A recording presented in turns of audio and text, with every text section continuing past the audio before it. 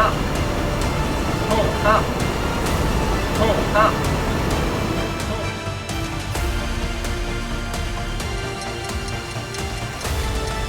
Watch out, you pitch it up there. No, don't climb. Give me the controls. If we're gonna crash, this can't be true.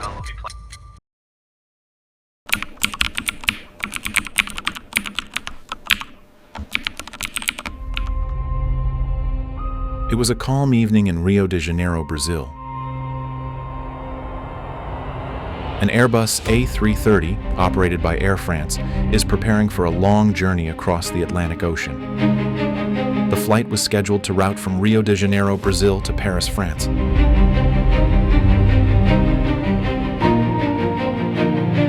216 passengers from 33 different countries and 12 crew members are ready to board in 2 hours. Leading the flight is Captain Marc Dubois, 58 years old, with over 11,000 hours of flying experience, 6,000 of which were on Airbus aircraft.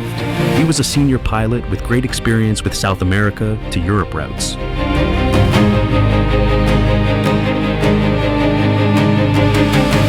Joining him in the cockpit are First Officer David Robert, 37 years old, with 6,500 flying hours, and Second Officer Pierre Cédric Bonilla, 32, with nearly 3,000 hours of experience. Bonin's wife, a physics teacher, was also on board that day, as a passenger. The aircraft, an Airbus A330-203, was relatively new, delivered in 2005, and had flown just under 19,000 hours. It was one of the most modern jets in Air France's fleet at that time. 7 p.m., May 31st, 2009. Passengers boarded as the sun set over Rio de Janeiro. Inside the cockpit, the flight crew reviewed their checklists one final time. The aircraft was fueled, the weather en route was reviewed, and the flight plan was programmed into the onboard computers. 30 minutes later, Flight AF447 taxied onto the runway. Moments later, the engines roared to full power, and the Airbus A330 lifted off into the night sky.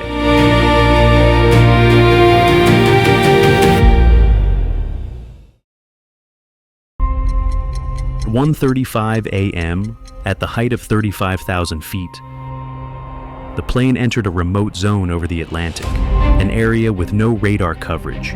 In such regions, radio communication is often limited. So we've got a bank straight ahead. I saw that. Yes, still. Otherwise, we'd have a problem. Most probably higher up. Yeah, that went up slightly earlier. It was at 348. Entering the cloud cover, you'd be good to climb that way. Yeah, if it's turbulence, because it's going to be a bit cold, but we'll be able to climb, no problem. Here, pilots must rely on their experience to handle any unexpected event.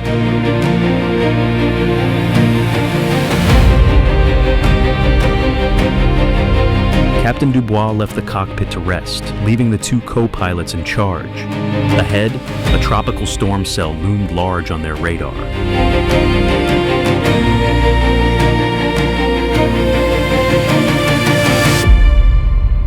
The trouble was already brewing. 2:06 a.m., Flight 447 skirted the edge of a towering thunderstorm.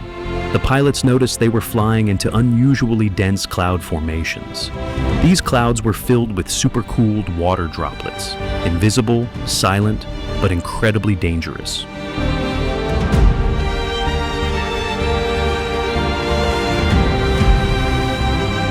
2:10 a.m., the aircraft's onboard computers began sending a cascade of fault messages via ACARS to Air France headquarters in Paris, saying, "Flight control, alternate law." This meant that the aircraft had lost its normal flight protection modes, and that manual control was now required. 13 seconds later, another message was sent.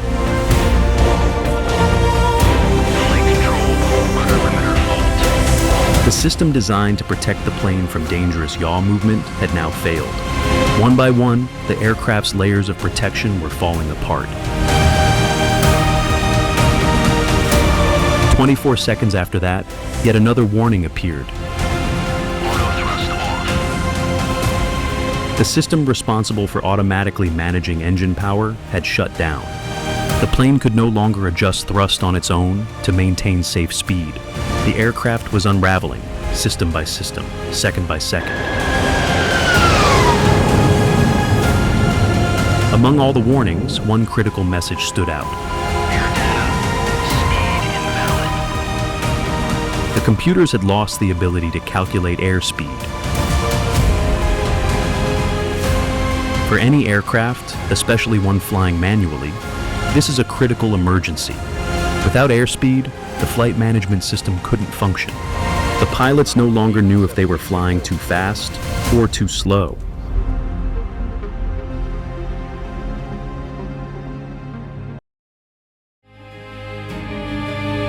In the cockpit, the co-pilots misread the situation. They believed the aircraft was accelerating. Yeah, we got a good display of speed. We've lost that speed. In reality, it was slowing down, rapidly.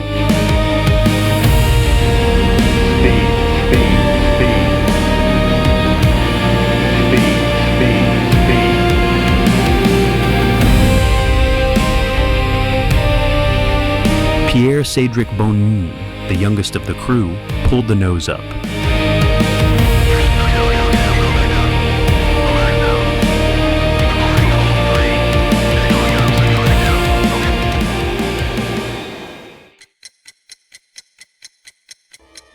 As the aircraft climbed steeply, airflow over the wings dropped.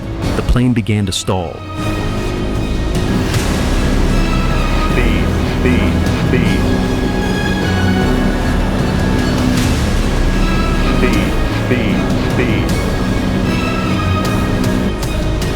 Its nose kept rising, its speed kept falling. But the pilot still didn't realize it. Despite stall warnings blaring again and again, they kept the nose high.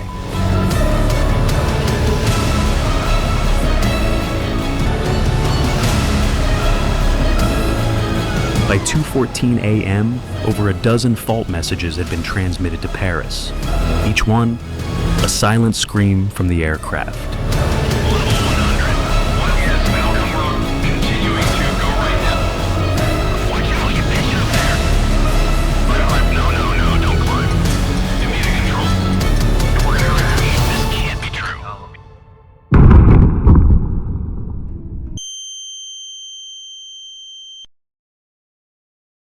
2:14 a.m. June 1st, 2009. The aircraft struck the ocean with devastating force. In an instant, all 228 souls on board were lost. Many families couldn't accept what they were hearing, that their loved ones were truly gone. What followed was not just a search for wreckage, but a desperate search for answers.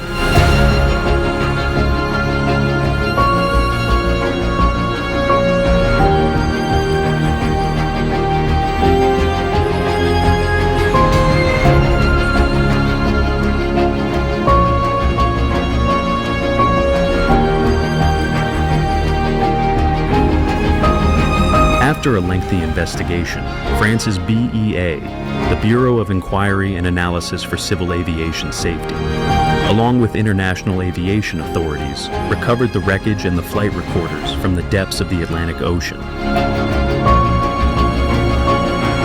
The cause of the crash was both technical and human. At the heart of the disaster was a small but critical device, a pitot tube. In aviation, a pitot tube is a narrow metal tube mounted near the nose of the aircraft. Its job is measure airspeed by detecting the pressure of air flowing past the plane. If the pitot tubes become blocked, even for a few seconds, the plane loses its ability to read airspeed accurately.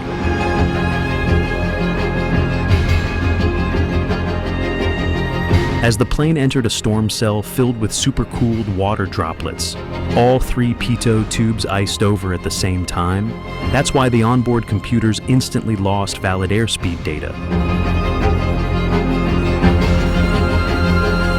But what followed revealed a deeper cause: pilots' readiness in emergencies. The co-pilots were suddenly forced to fly the aircraft manually, at cruising altitude, in total darkness, inside a violent storm, and most crucially, without reliable airspeed data. It was the kind of emergency they'd never truly been trained to handle, as their flight training had focused heavily on automated systems.